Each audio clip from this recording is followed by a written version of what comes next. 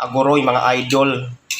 Magandang gabi mga idol. So magluto na naman kami. Naisip na naman namin magluto ng manok. So pinainit muna namin kasi dinifrost mga idol.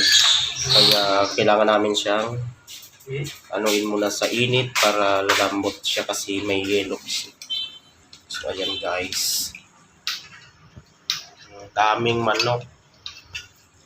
Ang lulutuin namin is 5 kilong manok guys. Ito siya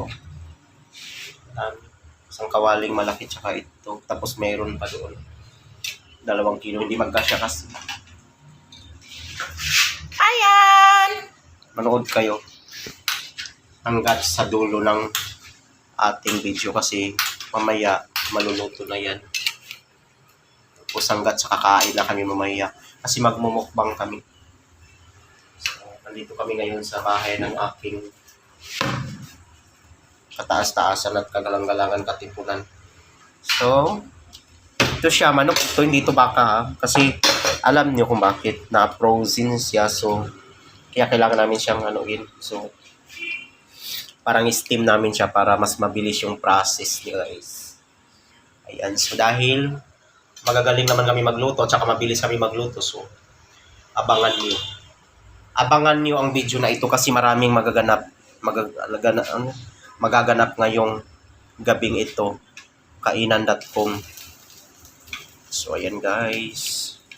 Ito siya. So, kasi masyadong marami naman kasi yung binili ni Frenny. Kasi pag kami ang kumain guys, unlimited yan. Wala kayong dyan kasi hindi yan nagtitipid pag kumain yan.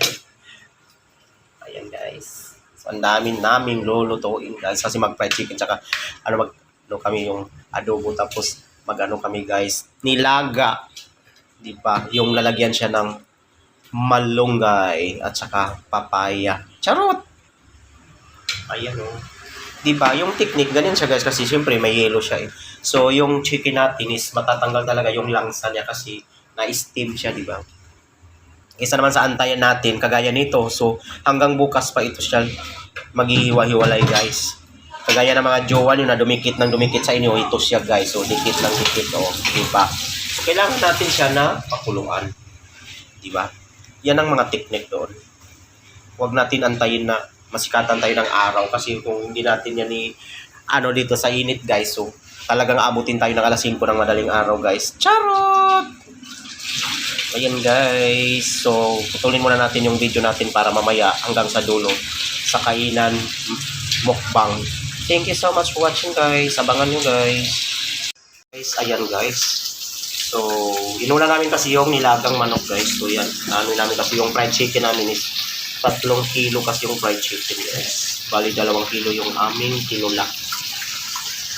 Nilaga. Masyadong marami kasi may mga bisita kasi kami guys. Ayan, dami. Isang planggana guys. Dami talaga kasi yan talaga, ganyan kami kumain guys. Yung tinula namin guys, tingnan nyo, ang sarap. Hindi pa naluto yan pero masarap na. Pakulo pa lang. Ayan guys, abangan guys. My video guys. Ito siya guys. Ang daming chicken guys. Fried chicken. Yan, isang planggana ng fried chicken. Kasi 5 kilo yung so may yung nilaga namin na 2 kilong manok guys. Kulong-kulo na siya guys. Kasi naisip namin na magluto na naman kaming mag-frene. Diba? So, kakain kami ngayon to the max. Magmumukbang kami ng manok fried chicken. Yan. Uubos namin yan guys. Saka yung nilaga namin. Thank you so much for watching guys. Abangan nyo kasi mag-i-edit pa lang ako guys ng video kasi ang dami na may lulutuin pagkain tonight. Kakain kami magdamag. Mukbang! Bye-bye! Ayan guys. Sobrang dami guys. Ayan. So, kulong-kulo na po yung aming tinulang manok guys. Kompleto yan sa Ricardo's kasi pag nagluto yan si Frene, so sobrang sarap magluto ng chicken yan guys. Ayan. Wow! Isang kalderong nilagang manok. Thank you, thank you, thank you, thank you, thank you, aking kaibigan.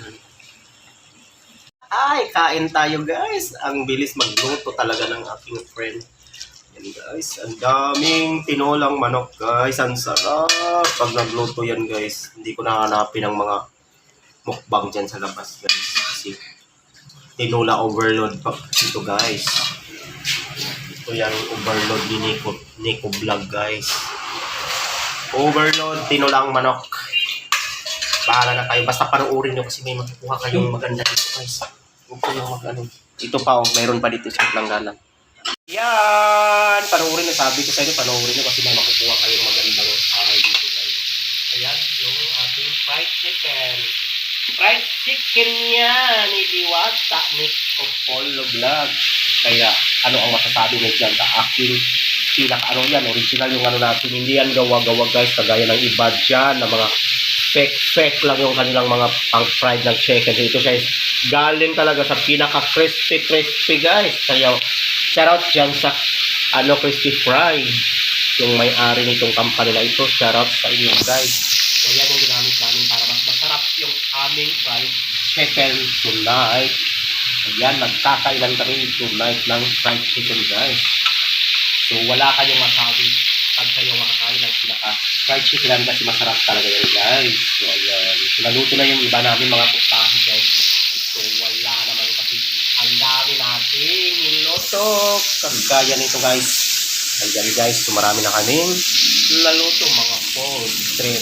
Thank you so much for watching. Patuloy na kayo sa panood ng aking mga video para naman kayo naman manood naman kayo. Kahit hindi kayo kakain, manood naman kayo. Grabe naman kayo. Panoorin nyo ang mga video ko ba para matulungan nyo ako kung paano naman ako umangat para pag ako ang yumaman dito sa aking mga video guys, bibigyan ko rin kayo ng pera guys. Wow, sarap!